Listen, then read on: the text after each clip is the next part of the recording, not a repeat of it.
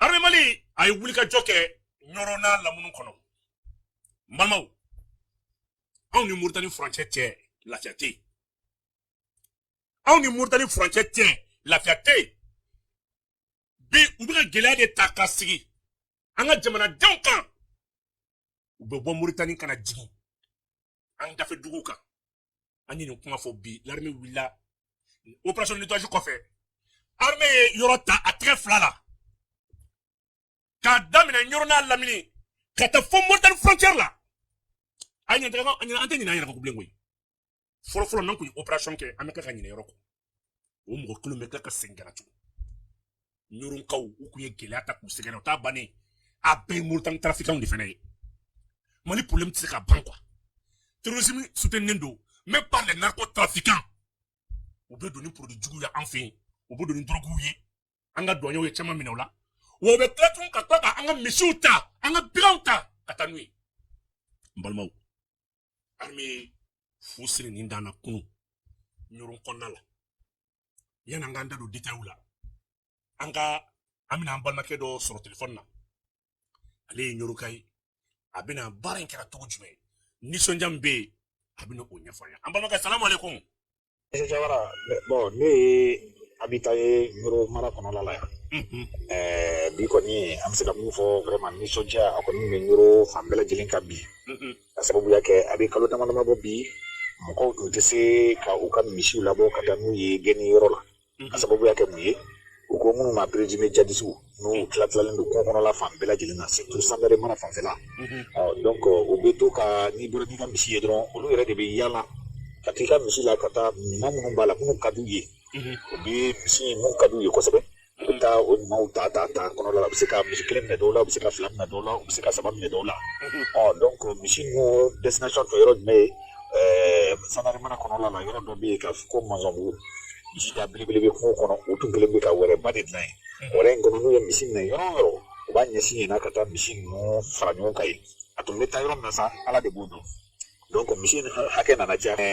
odo surasu wula uka largilla yi yalla ke kata yoro bela dile du no na kamunu fo mo no sigida la kudo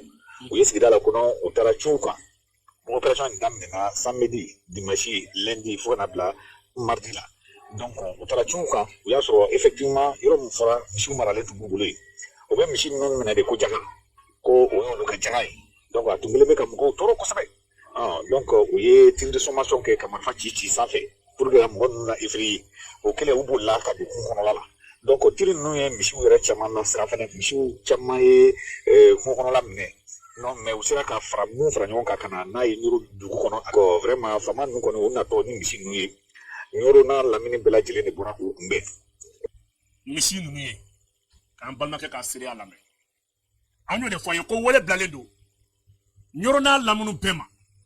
maa ma ko daluwa bɛ e bolo k'a fɔ i ka misi k'a sonyɛna ou bien turusu ya mina ko jagako ta kan kono ni ga daluya yi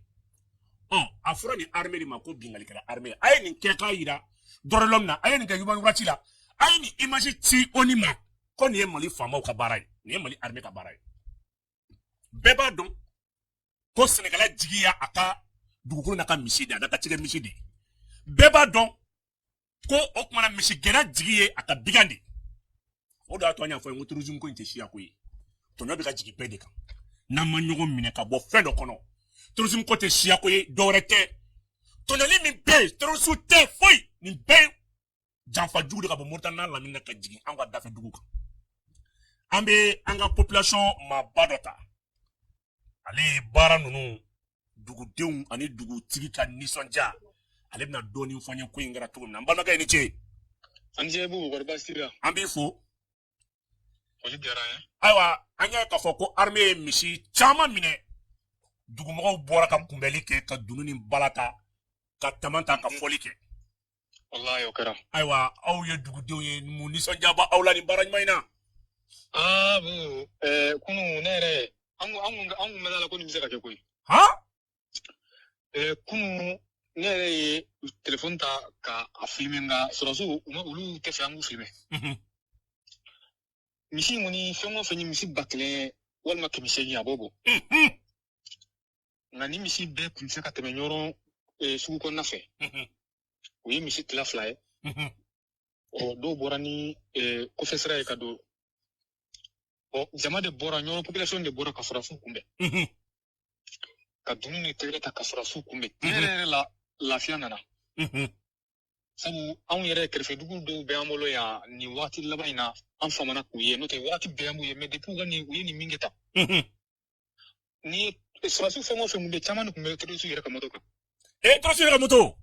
terroriste moto caman de kun b'u bolo sɔrɔsi caman de mobili kɔnɔna kun videra sɔrɔsiw u kun bɛ moto de kan Allah akbar bon n'i y'a ye an ye moto hakɛ min y'u bolo k'a fɔ n'o o maa bɛɛ sara ka ban ɲɛ la o yala tɛmɛ de ayi n'i ye nin moto baara kɔni jateminɛ ko nin bɛɛ mɔgɔ sara ka ban i ye tare a moto ka ca ɲɔrɔn cɛ na muso kunun bɛɛ de bɔra ka sɔrɔsiw kunbɛn nin y'a siɲɛ fɔlɔ ye k'a fɔ ko nin ɲɔgɔn opération ba kɛra ka adamadenw nimisi wasa nin y'a siɲɛ fɔlɔ ye ni siɲɛ filanan sɔrɔla na e ko terrorisme kuma bɛ fɔ anw fɛ ayi ne ni ɲɔgɔn ni siɲɛ filanan sɔrɔla mais terrorisme kuma tɛ fɔ a tɛ fɔ bilen non nin ye tiɲɛ ye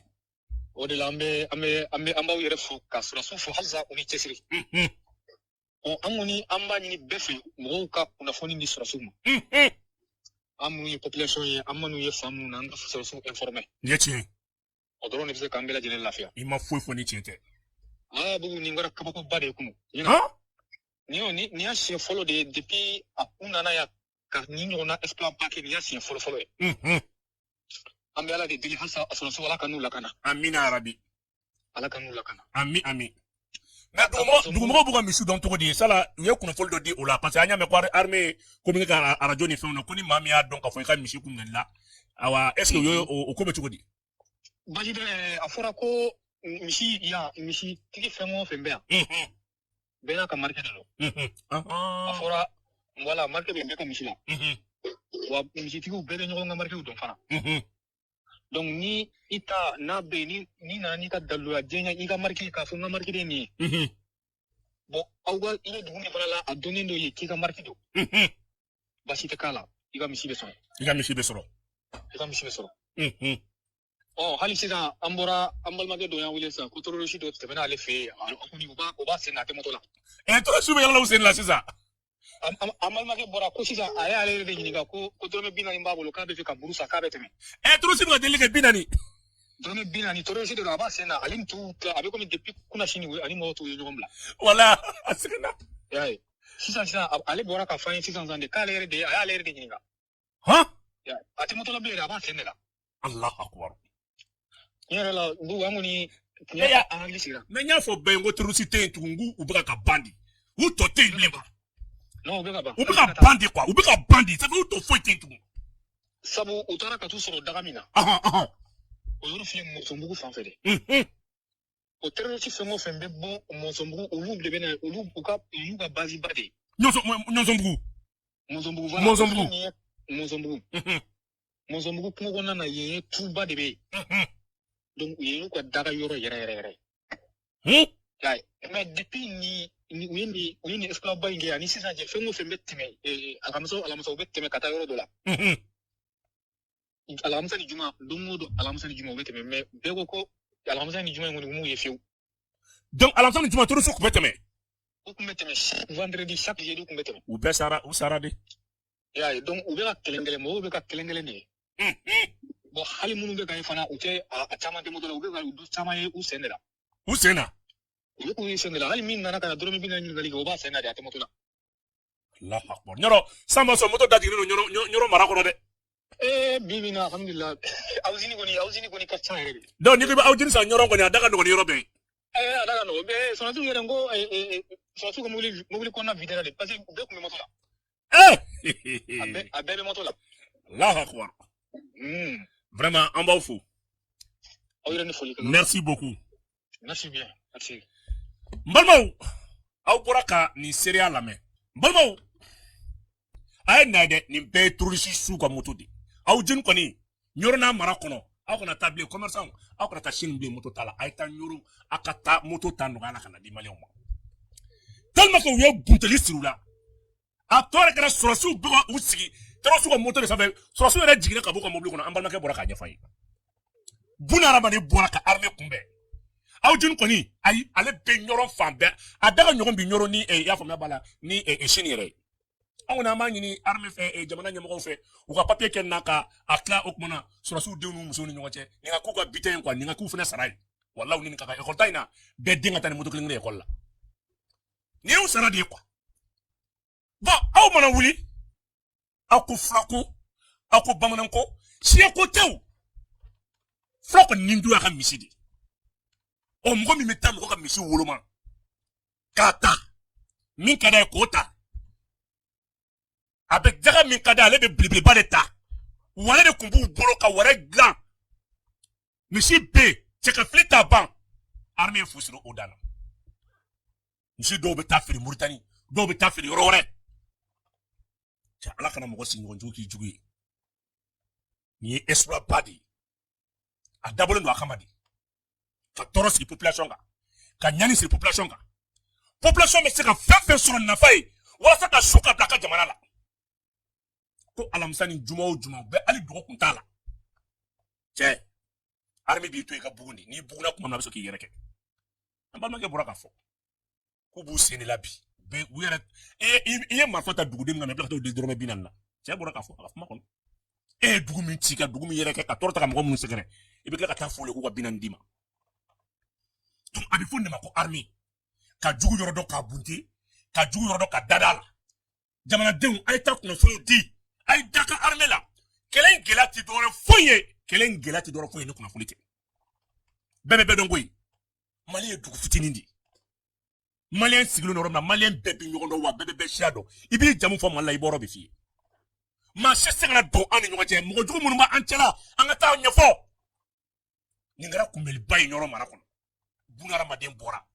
ambe ni yesu da kile ni damozon kile ni tara kungo kono ka ni kele jara kele ke chedewna una to jelu be bom palan folo be foli be ka ukumbe janjo be da dugu do yo na de ke u ka armée o ni son jalendo bala folo dugu folo be tigara folo nyorna mara konna la parce que fonni mako exploit so su yere jigna ka buga mobile kono be moto dota ka yele moto dokan kata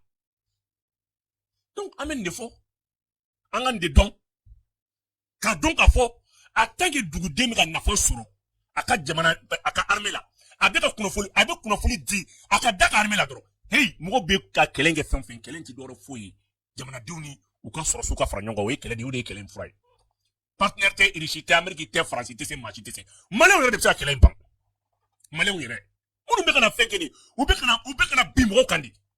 na do mana ni dine ko yo be na ni shia ko yo be na ni fe ni be kana ville pandi donc ay ni image da kati onina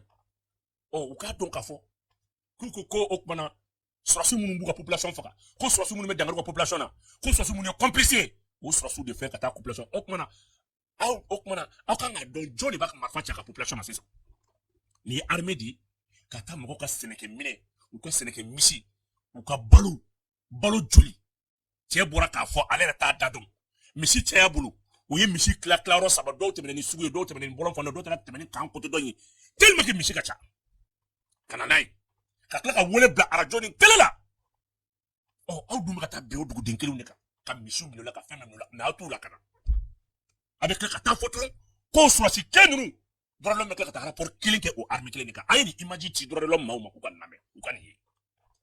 ni témoignage bad kay da ka fo anga armée jo sera ni armadien na fam anga armée diglende wala